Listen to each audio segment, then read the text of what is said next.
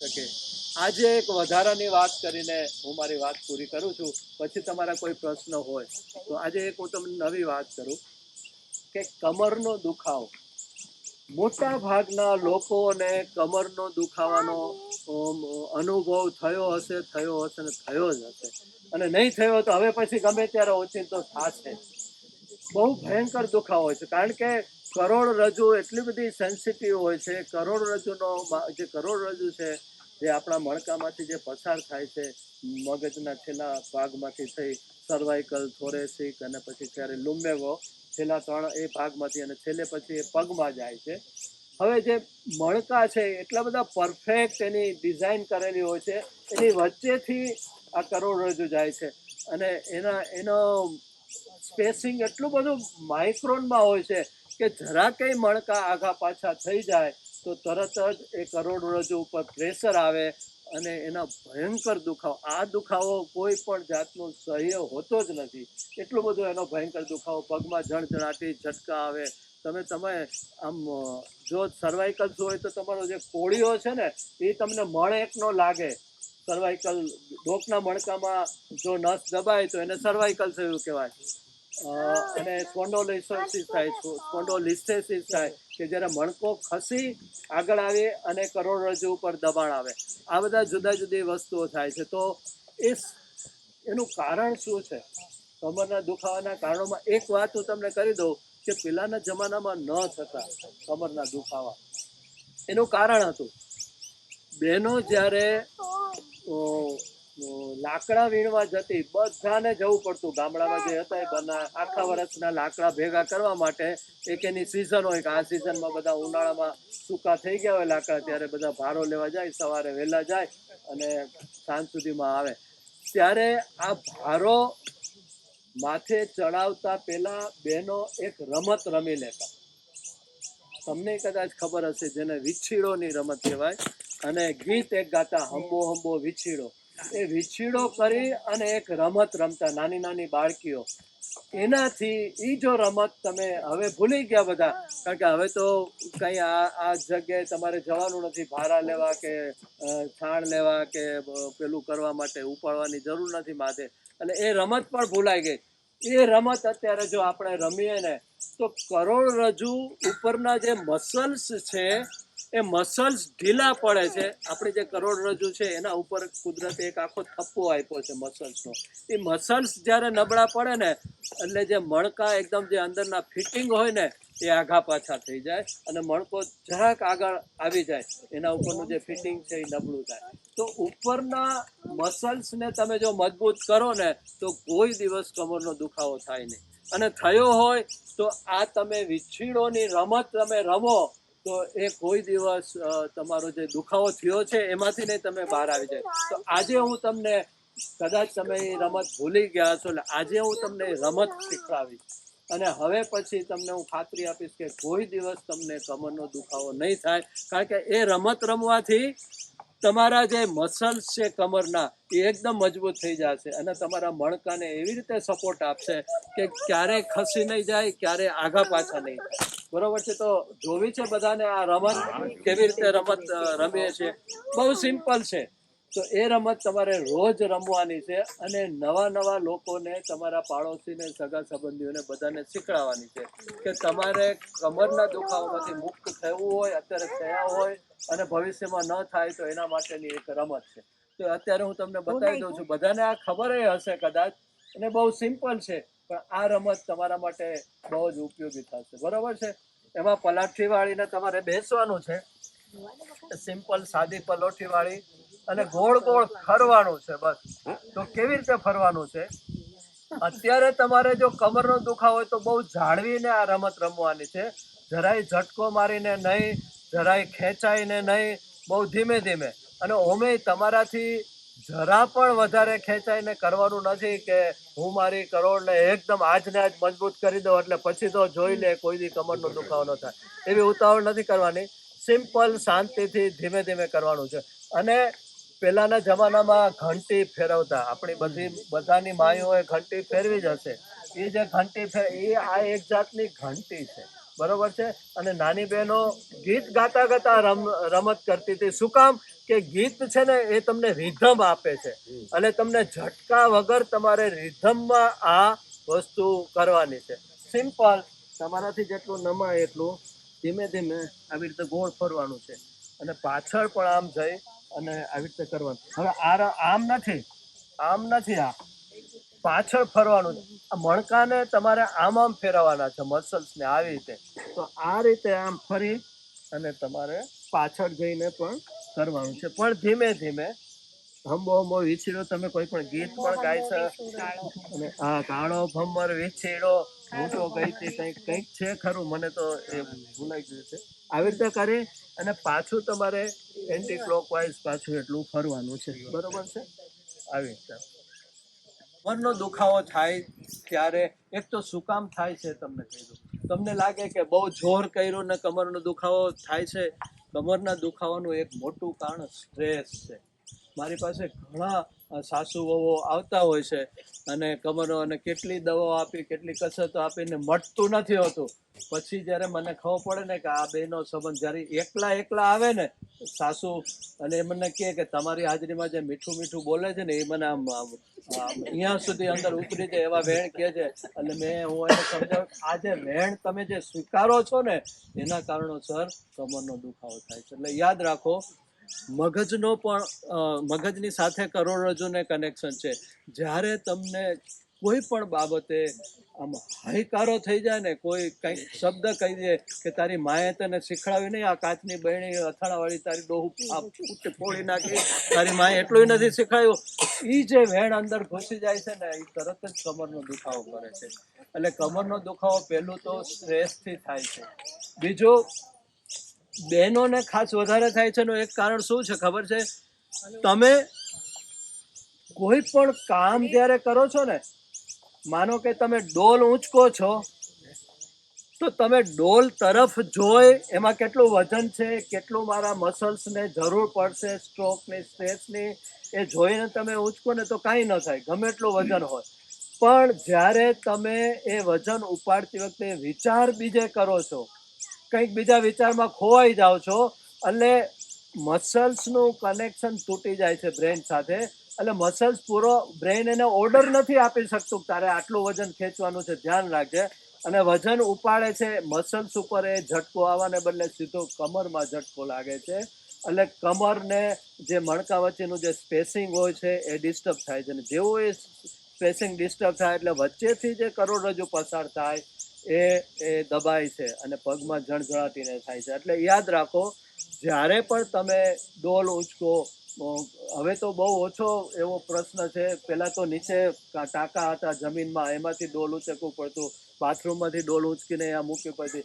જ્યારે પણ કાંઈ પણ વજન ઊંચકો ત્યારે બરોબર વજનની સામે જોઈ વિચારી અને ધ્યાન રાખીને વજન ઊંચકો. બીજું, નાનું બાળક છે, નાનું બાળક બેઠું છે ને તમે ઘરમાં આવ્યા ને સીધા તમે વાંકાવાળી બાળકને તેડો છો ને, એ તમારા માટે બહુ ખતરનાક છે. ત્યારે પણ તમારે શાંતિથી જોઈ, કારણ કે બાળક છે ને જેટલું દેખાતું હોય ને એનાથી એનું વજન બહુ વધારે હોય અને હાડકાં બહુ મજબૂત હોય. એટલે તમને દેખાય કે આવડું છે ટેણિયું, પણ એકદમ લોઢા જેવું હોય. ઊંચકો અને હાથના મસલ્સ વજન લેવાના બદલે સીધું કમરમાં ઝટકો લાગે છે અને તરત જ તમારું ટચક્યું ટળી જાય છે અને પછી તમારું જીવન પણ ટળી જાય છે. બરોબર છે ને? યાદ રાખો, વાંકા વળીને કાંઈ પણ ઊંચકો તો 100 વાર વિચાર કરો, ધીમે ધીમે કરો, અને બને ત્યાં સુધી સામે તેડેલું હોય બાળક તો તેડો, તો એનાથી કાંઈ ન થાય. પણ વાંકા વળીને તેડવા ગયા એટલે આપણો ઘણી આમાં બાબત છે. ઘણી એક્સરસાઇઝ છે, તમારે રોજ ડોકની એક્સરસાઇઝ કરવી જોઈએ, કમરની એક્સરસાઇઝ, કારણ કે ઉપરના મસલ્સની જ આ બધી વાતો અને કરામત છે. એ જો મજબૂત હશે તો ક્યારેય આ ડોકના મણકાની કે કમરના મણકાની તકલીફ નહીં થાય. ઓકે, ઘણી વાતો કરી. તમારામાંથી કોઈનો કંઈ પ્રશ્ન હોય, અગાઉ મેં વાતો કરી હોય એમાંથી, અથવા તો આજે મેં વાત કરી હોય તો કોઈ પણ એવો નાનો કોઈ પ્રશ્ન હોય તો આપણે એનો જવાબ અત્યારે આપી શકીશું. કે તમારે કોઈ પણ બાબતે પૂછવું હોય મને તો તમને શું ફાયદો થયો તો બેન? શું કર્યું હતું તમે? તમે જે કીધું ને એનાથી મને ઘણો બધો દુખાવામાં શું પેલા તો શું થતું હતું? શું આ બધા જોઈન્ટ્સ દુખાતા બધા આખા શરીરના? એટલે મેં એવું હતું સાહેબ, જયારે મેં આવ્યો ને ઓસ્ટ્રેલિયા, એની હાલત એટલી ખરાબ હતી, હાલી ચાલી ન કે તમને મળ્યા, તમે કીધું પછી મહિનામાં ઘણો સુધાર આવ્યો અને અત્યારે 100% ક્લિયર થઈ ગઈ. દુખાવો તો ઘણો બધો ફરક હાલી જ ન હગાય, માંડ પહોંચાડતો હોય પાર્કમાં. બહુ સરસ, બહુ સરસ. કારણ કે અમે આ બધું કહીએ ને તો અમને અમારી ફી શું છે કે એકાદી વ્યક્તિના દુઃખ દૂર થઈ જાય, નાનું એવું હોય, કંઈક મુશ્કેલીમાંથી બહાર આવી જાય ને તો એ અમારા માટે 2-3 દિવસ સુધી આમ એકદમ મગજ તર રહે અને એમ થાય કે હાસ મજા આવી ગઈ. અત્યારે તમે ઊભી થતા જોઈ ને સરળતાથી, પેલા ઊભું થવું હોય ને હાથ ખોડે, એક હાથ તો કામ નથી ખોડે, પછી જમ્પિંગ કરે, બરોબર, મન થતી હવે આરામથી. બહુ સરસ. એટલે મને ખૂબ જ આનંદ તમે એનો પ્રોબ્લેમ વાતનો કીધો ને, વાતના બધા ઉકાળા ચાલુ કરી દીધા. અને મેં જે એમને વાત કરી તો એ પ્રમાણે એને બધું કર્યું તો એને બહુ એટલે નેચરોપેથીની અંદર 100% રિઝલ્ટ આવે છે અને ઝેરી દવાઓ ખાધા વગર પણ તમે સાજા થઈ શકો છો. ડોક્ટરે તમને કાયમ માટે જે દવા આપી છે અત્યંત ઝેરી હોય છે, લીવર ઉપર, કિડની ઉપર, બ્રેઇન ઉપર બધી બહુ અસર થાય છે, પણ ન છૂટકે આપણે લેવી પડે છે અને આપણે લેવી જોઈએ, એવું કંઈ નથી કે ન જ લેવાય. પણ આવી વસ્તુની સાથે સાથે તમે રસોડાની અંદર જે વસ્તુઓ છે, મેથી છે તો તમને ખબર હોવી જોઈએ કે ક્યારે પલાળીને ખવાય, ક્યારે શેકીને ખવાય, ક્યારે ફણગાવીને ખવાય. તમે આવા ગ્રુપમાં આવી રીતે લોકોને મળતા રહ્યો, કંઈક વાંચતા રહ્યો, જોતા રહ્યો, એકબીજાના અનુભવમાં આવે તો તમને આ બધા ફાયદાઓ થાય. મને ખૂબ મજા આવે છે દર શુક્રવારે તમને મળીને અને આવી વ્યક્તિઓને ફાયદો થાય છે તો એ જાણીને બહુ મજા આવે. ઉકાળાની રેસીપી કહેશો તો એના ઘણા વખતથી તકલીફ એટલે બેન શું કહે? એક જ જે નીચેનું જે મસલ છે, ઘોપડથી નીચેનું, એ મસલમાં પેઇન રહ્યા કરે. હવે એ ડૉક્ટરો એમ કહે છે કે આ તમારે રેસ્ટલેસ સિન્ડ્રોમ છે, અચ્છા, પણ હવે ખ્યાલ નથી આવતી કે શું એક્ઝેક્ટલી શું વસ્તુ છે. આમ ખબર નહીં પડતી, બરોબર, પણ ક્યારેક રાત્રે સુવામાં સ્પેશિયલી તો બેમાંથી કોઈ બી એક પગમાં એ થોડુંક એ કળતર રહ્યા કરે અંદર. બરાબર. ઘણા કારણો છે, એમાંથી આપણે ગોતવું પડે. તમારું D3 કેટલું છે, તમારું B12 કેટલું છે, તમારા મસલ્સની પોઝિશન કેવી છે, તમારો ખોરાક કેવો છે, તમે કેટલું ચાલી શકો છો, ચાલો છો, શું કસરત કરો છો. પણ પિંડીમાં જો દુખતું હોય, પિંડીમાં નહીં, એટલે એ મસલ્સને દુખતું હોય ને તો એનો એક્સરસાઇઝ ધીમે ધીમે તમે સ્ટાર્ટ કરો. એની એક્સરસાઇઝ આ જ છે જે દરજી કરે છે ને, એ એક્સરસાઇઝ તમે કરો, ધીમે ધીમે કરો અને જુઓ 15 દિવસ. અને બીજું, પલાળેલી મેથીમાં એવી તાકાત છે કે તમારા ખૂણે ખાચરે, આવાનો રોગ કહેવાય એક જાતનો, એ ખૂણે ખાચરેથી તમારું મેથી તમને અતિશય ઉપયોગી થઈ જાય છે. તો મેથીને પલાળો અને રોજ 10-15 મેથી તમે પાણી એનું પી જાઓ અને કાચી ચાવીને ઉતારી દો, એવી રીતે ખાઈ શકો. તમે એનો ઉકાળો પી શકો, પછી એમાં તમે આદુ નાખો, લીંબુ નાખો, જે પણ તમારા તાસીરને અનુકૂળ હોય તો ધીમે ધીમે એ દુખાવો જઈ શકે. પણ બીજા ટેસ્ટ જરૂરી હોય કે D3 ઓછું હોય, B12 ઓછું હોય કે બીજી કઈ ડેફિશિયન્સી હોય તો પણ આ દુખાવો થાય. ઉકાળો એ જે હું તમને આપું છું એ તમારું ડિટોક્સિફિકેશન કરે છે.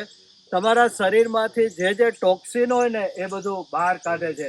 તો એમાંથી મેં જોયું છે કે અનેક તકલીફોમાંથી તમે દૂર થઈ જાય. તમારું બીપી હળવું થઈ જાય, થાઇરોઇડની અંદરની, જો કે બીપી, થાઇરોઇડ, હાર્ટની તકલીફ, એના માટે 1 કલાકના જુદા સેશન્સ જ રાખવા જોઈએ કે ભાઈ બીપી શું છે, શું કામ થાય, એનો કયો રીતે આપણે એના ઉપરથી એનો મેળવી શકીએ રિઝલ્ટ આપો.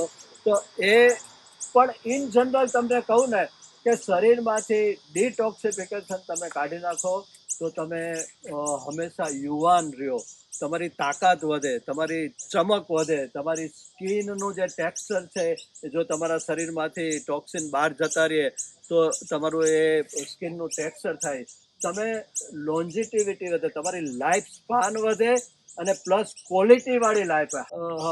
હા ઉકાળો. બેન કહે છે કે તમે બીજી વાતો કરો. ટોપિક ચેન્જ થઈ ગયો હવે. એટલે હવે જ્યાં ડિટોક્સિફિકેશન વાળો ઉકાળો કહું છું ને એમાં 5-7 વસ્તુઓ છે. તમારા તાસીરને કંઈક અનુકૂળ ન હોય તો એ તમે બાદ પણ કરી શકો. એક તો જે ધાણા છે ને, ધાણા એ અદ્ભુત વસ્તુ છે. તમારી કિડનીને એટલી બધી ક્લીન કરી નાખે છે કે કોઈ દિવસ કિડનીનો પ્રોબ્લેમ ન થાય. એટલે એક મોટી ચમચી ધાણા રાત્રે એક તપેલીની અંદર પાણી લઈ અને ધાણા થોડાક ટોચી નાખવાના, આખા ધાણા એ ધાણા નાખો. બીજું 1 ચમચી મેથી એટલે ધાણા, મેથી અને વરિયાળી, આ ત્રણેય વસ્તુની જો આપણે વાત કરવા જાય ને તો બહુ લાંબુ ચાલે, પણ જબરજસ્ત ડિટોક્સિફિકેશન કરે છે. મેથીને વિશે તમે વિચારો ને તોય તમને થાય કે આવી અણમોલ વસ્તુ આપણે રસોડામાં રાખી છે. મેથી, ધાણા અને વરિયાળી. હવે એની અંદર તમે એક લવિંગ પણ બહુ અદ્ભુત વસ્તુ છે. જો તમારા દાંત તમારે બચાવે તો આપણે બધાને ખબર છે કે લવિંગનું ઓઇલ કેટલું અદ્ભુત. તમારે જો બચાવવા હોય દાંત તો દરરોજ રાત્રે 1 લવિંગ અને 1 એલચી એ ચાવીને પછી જ તમારે સૂવું જોઈએ. અને એ મોઢામાં હોય એટલે કોઈ દિવસ દાંતની કોઈ જ તકલીફ થાય નહીં. તો તમે એમાં 2-3 એલચીના દાણા, 2 એલચી, લવિંગ, 2-3 લવિંગ થોડાક ટોચી નાખવાના, અને તજનો એક નાનકડો ટુકડો, એક આદુનો ટુકડો, બસ આટલી વસ્તુ નાખી સવારે એને ધીમે તાપે 10 મિનિટ ઉકાળવા રાખો. અને એમાંય હવે જ્યારે શિયાળો આવે છે ત્યારે તો આ બહુ ઉપયોગી થાય છે. અમને ઇન્ડિયાથી આવ્યા અને ફેબ્રુઆરીમાં આવ્યા હતા, અને પછી જબરજસ્ત ઠંડી, પણ એ અમને હજી છીક નથી આવી. એટલું બધું સારું રહે છે. આખા ઘરમાં કોઈને પણ આખું ઘર પીતા, નાનો ટેણિયાથી માંડીને બધા. એટલે સવારે ઉકાળી નાખો 10 મિનિટ, પછી એમાં તમે મધ નાખી શકો, આદુનો ટુકડો એમાં હોય, એમાં તમે લીંબુ પણ નાખી શકો. તો અને ટેસ્ટ પણ સારો થાય. એટલે એવું નથી કે ન ભાવે, મેથી આવી ગઈ એટલે કડવું ઝેર હશે, એવું નથી. તમે એમાં વરિયાળી હોય, આદુ હોય, તો આ જે ઉકાળો છે ને તમારી અગ્નિ પ્રદીપ્ત કરશે. આદુ તમારું જે જઠરાગ્નિ છે ને, ગમે એવું પાચન હશે, વસ્તુ હશે તો એનું પાચન કરશે. તો તમારી જઠરાગ્નિ એ સરસ રીતે કામ કરશે પેટમાં.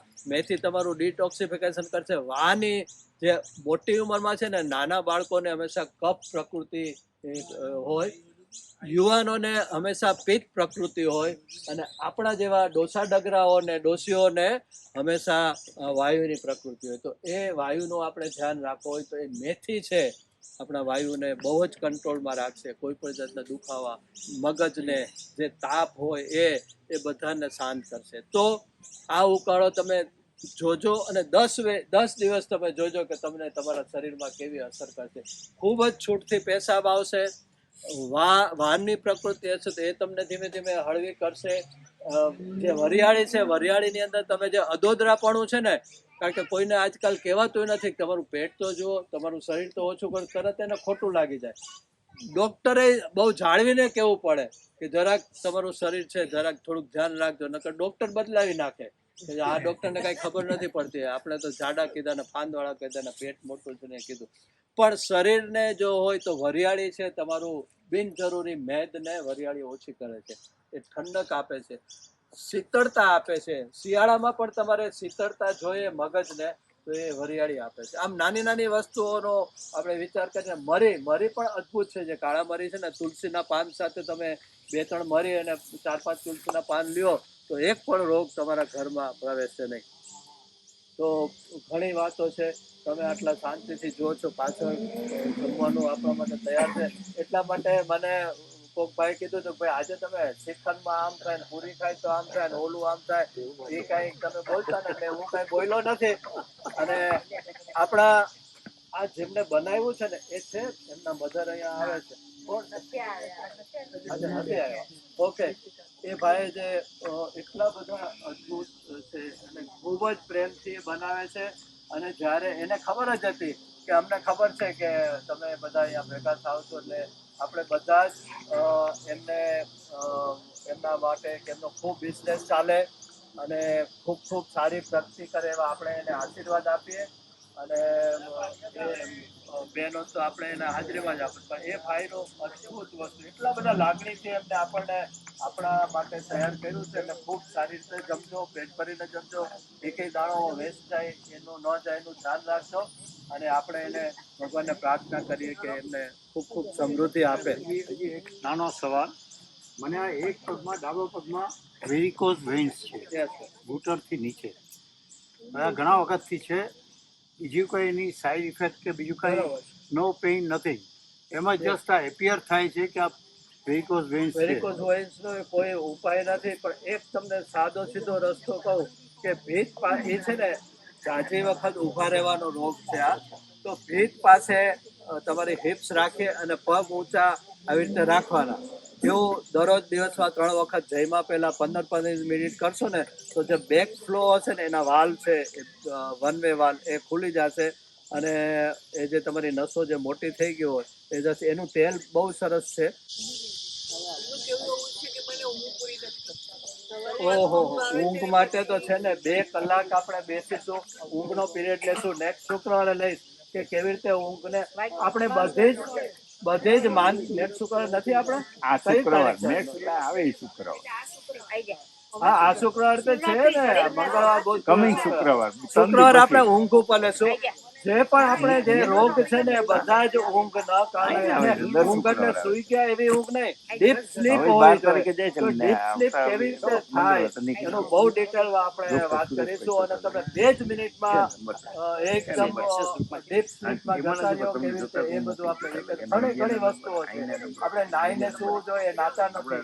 આપણે જે ઊંઘ ના આવે ને એના માટે જે કરવું પડે ને એ બધું કરીએ છીએ, એટલે ઊંઘ નથી આવતી ને એટલે આપણે બીમાર પડીએ છીએ. બરોબર છે. એટલે ઊંઘ વિશે બહુ ડિટેલમાં આપણે વાત કરીશું. ઓકે સુરેશભાઈ, તમારો ખૂબ ખૂબ આભાર ભાઈ. સાદીઓથી વધાવી લો. સુરેશભાઈ સોના જેવા છે, બહુ મોંઘા મહામૂલા છે. જેટલો લાભ આપણને બધાને આપ્યો છે, પહેલા આવ્યા ત્યારે તો અમારે થતું કે હસી ખુશીના શાયર જ છે. પછી શાયરમાંથી શોધતા તો એટલું સરસ જ્ઞાન આપણને પ્રાપ્ત થયું કે જેની કોઈ સીમા નથી. બસ એ શોર્ટ ટાઈમ માટે ભારત જઈ રહ્યા છે, એ પણ આપણા લોકોના સુખાકારી માટે જ, અને થોડું એમના જ્ઞાનમાં પણ વર્ધન કરવા માટે જઈ રહ્યા છે. આપણે એમને આપીએ કે શુભેચ્છાઓ. એ ઉષાબેન ને હા, અને એમના દીકરાઓ આવો, અને એમની પુત્રવધુઓ પણ આવો બેટા, અહીંયા આવો. અને આપણે માટે સરસ મજાનું ભોજન આયોજન કર્યું. એટલે આપણે ખરેખર બહુ, એટલે હું ઘણી વાર કહું એમ કે આપણે નસીબદાર છીએ. આપણે ક્યારેક કશું વિચારતા નથી. એમને એક સાથે આપણને કીધું કે તમારી તબિયત ને બધું સારું રહે. આપણને આટલા સરસ એ બતાવ્યા કે ચાલો આ બધા પ્રયોગો છે કરો, અને ઘણાને લાભ પણ થતો ગયો. અને નિસ્વાર્થ સેવા પ્લસ તમારો કોઈ પર્સનલ હોય તો તમને ઘરે પણ આવી અને સારામાં સારું ગાઈડન્સ, એમનો ઉપચાર જોવો હોય તો ઉપચારની થેરાપી બધું જ બતાવે છે. તો આપણે તો એમનો લાભ જ લેવાનો છે, બરાબર. અને બસ આ જ રીતે પ્રભુ એમની પાસે સારામાં સારી સેવા કરાવતા રહે, અને એમના જ્ઞાનનું જે છે એ જે રીતે કોઈ સારો પુરુષ હોય એ શું કરે, પોતાની પાસે હોય ને એ સાચવી ના રાખે. ખરો જ્ઞાની એ જ એનું જ્ઞાન વેચે અને લોકોની સુખાકારી માટે ઉપયોગમાં લે. તો ફરી એકવાર આપણે એમને હું જે વાત કરું છું બધી જ વાતો મેં મારા પુસ્તકમાં લખી છે, અને અદ્ભુત પુસ્તક થશે કે અત્યાર સુધી તમે ક્યારેય આવું અદ્ભુત પુસ્તક જોયું નહીં હોય. કે રસોડાની વસ્તુ અઘરા પુસ્તકો ઘણા છે, પણ તમને તરત જ ઉપયોગી થઈ જાય કે મેથી શું છે, લસણ શું છે, મૂળો શું છે, સક્કરિયું શું છે. આ બધી વસ્તુનો ઊંડાણપૂર્વક બધા જ આયુર્વેદ, હોમિયોપેથી, નેચરોપેથીમાં તમે માસ્ટર થઈ જાઓ અને મારા 40 વર્ષના અનુભવનો નિચોડ એમાં આવી જાય. અને એટલી બધી સરળ ભાષામાં મેં પુસ્તક લખેલું છે, અદ્ભુત પુસ્તક.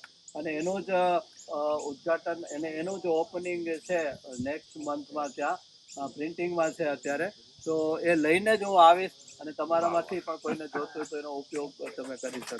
એટલે તમારા આશીર્વાદ મળે અને ખૂબ મને સફળતા મળે એ પણ મારા માટે ખૂબ જ. એટલા માટે જ હું આવું છું, અને તમારા આંખોમાં હું જોઉં છું કે જે આશીર્વાદ વહેતા હોય છે ને એ આશીર્વાદો મળતા હોય છે, ને એનો જ આનંદ છે, ને એની જ મજા છે.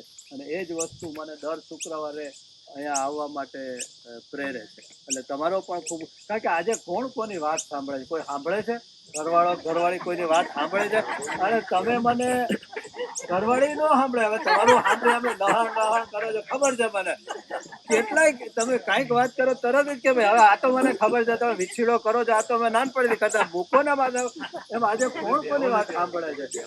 કોઈ કોઈની વાત સાંભળવા તૈયાર નથી. એ સમયમાં તમે મને આટલા બધા ઇંતજારીથી વાત સાંભળો છો તો તમારો જેટલો આભાર માનું એટલો ઓછો છે. અને તમારી આજે સાંભળવાની વૃત્તિ જ મને નવું નોલેજ લેવા માટે. અત્યારે હું એક બહુ મોટો કોર્સ કરું છું. એ કોર્સની 7 ડેઝની મારે ટ્રેનિંગ છે જલંધર મેડિકલ કોલેજમાં. તો એ માર્ચના 20 થી 27 મારે ત્યાં એટેન્ડ કરવાની છે, પંચકર્મની. તો હું ત્યાં પણ જાઉં છું. એટલે અત્યારે આ બધું જ વધુ, કારણ કે હવે સમય તો બહુ ઓછો રહ્યો છે. હવે કેટલા 5-25 વર્ષ જ રહ્યા છે. તો એ સમયમાં વધુ ને વધુ લોકોને ઉપયોગી થાય ને વધુ સારા કામ કરતા જાય. તો એવા અને તમે જે આ સાંભળો છો ને, એટલે એ મને વધારે ઉત્સાહ પ્રેરે છે. એટલે તમારો પણ તમારા ચરણોમાં વંદન, અને તમારો જેટલો આભાર માનીએ એટલો આભાર. થેન્ક યુ કે બોલીએ.